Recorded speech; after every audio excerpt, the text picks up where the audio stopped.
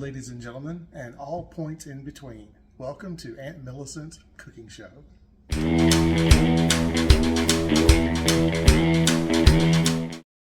Okay, so tonight's show is going to be fairly short. All I've got for tonight is a simple ingredient, actually, of a recipe, which you don't even have to make. You can actually buy it at the standard grocery store. But in my opinion, homemade is better. So I'm going to be making some homemade whipped cream. Okay, but before we get started, I have a little bit of a different thing to do this time. And I have beside me here a beautiful apron from, the fabric actually comes from the 1940s. And I want to put it on so I don't get my wonderful, smock here dirty while I do this. You should get yourself a nice frilly apron and cook. It makes you feel kind of fun, or maybe even a chef's hat, who knows. So anyway, this fabric genuinely though is from the 1940s. And it has little pets on it, dogs, I think, and they're just really, really cute. And it's also so retro, okay, and it's just really awesome. So if you give me a second, I'll put this on. Hopefully I'll get it over this giant thing on my head, okay?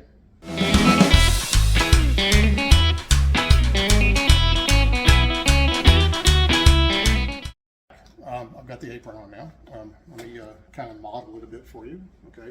Very retro and kitschy, okay? There you go.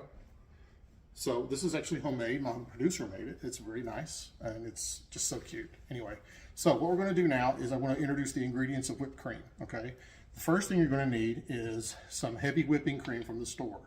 Now some of y'all out there just thought, why am I making cream out of cream? That makes no sense, but it does, because the cream here, it's liquid. It flows. You put it in your coffee, all that good stuff. We're making something that's fluffy and whippy and goes on top of things. So we actually do have to make cream out of cream, okay? We're going to just use this whole, what is this? This is a pint, okay? P-I-N-T, pint. And then we're going to have to put some sugar in here. Now some people think that granular is good, or swear by granular sugar. Some people swear by powdered sugar. We're not going to add a whole lot of sugar to it anyway, so it doesn't make that big of a difference.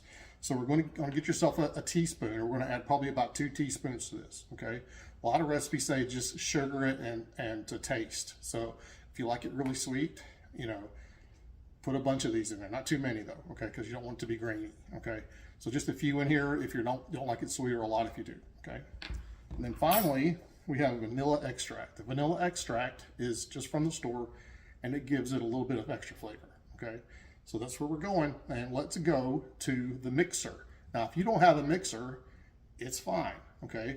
You can use a standard whisk, and you will be working it really hard, but you will be able to make basically the same thing. It's just going to take a lot of whipping, okay? So just, if you don't have the fancy mixer, it's all cool. I have one of the KitchenAids. I think a lot of folks have those, and they're great. It saves you a lot of time and effort. So what I want to do now is we're going to the mixer, okay? So see you there. Okay, if you're still with me, this is our KitchenAid mixer.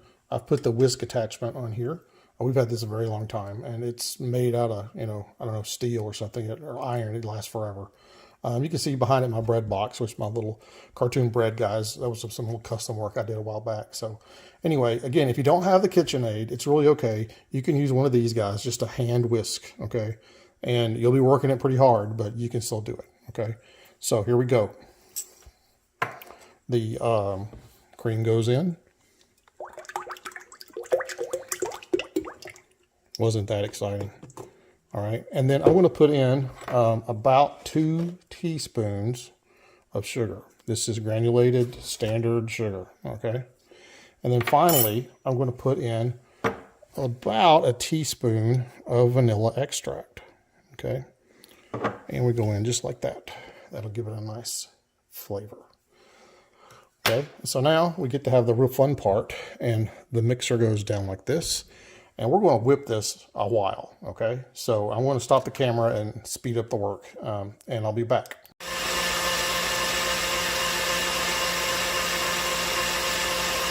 Okay, so you may have noticed one thing I forgot to say is, how long do you whip it? Well, you're going to have to look at it, okay? So what I did is I stopped it. That was probably about 30 minutes, 30 seconds to a minute of whipping. I want to pull it up there, and you're going to see that it's getting thicker. You betcha. There you go, and it's already looking good. So the longer you whip it, the thicker it'll get, because it's getting air in it basically. So you'll know when to quit because it'll really look like whipped cream. I mean, literally, it will stand up on its own, kind of. Okay. So I want to keep going on this. Okay, you can definitely see a difference now. So that's definitely not what we started with. Okay. So it has a nice thick consistency. I don't want to use my fingers. But that's what it looks like when you're done. Although you can keep going if you like. And you can also at this point do a taste test. So what you do is just grab a little bit and put it in your mouth, and you're happy with it, you're good to go. Okay. So let me do a quick taste test and we'll see what it's like. Everybody, we are back and this is our end result. Notice that it looks nothing like the cream we started with. You can pretty much turn the bowl over and nothing comes out. And it's kind of, creamy looking. It's sweet. I'm going to take a quick taste test and see what I think. I think that'll work. It's real sweet. It's probably sweeter than the standard Cool Whip that you get at the store. But you can adjust the sweetness to however you like it.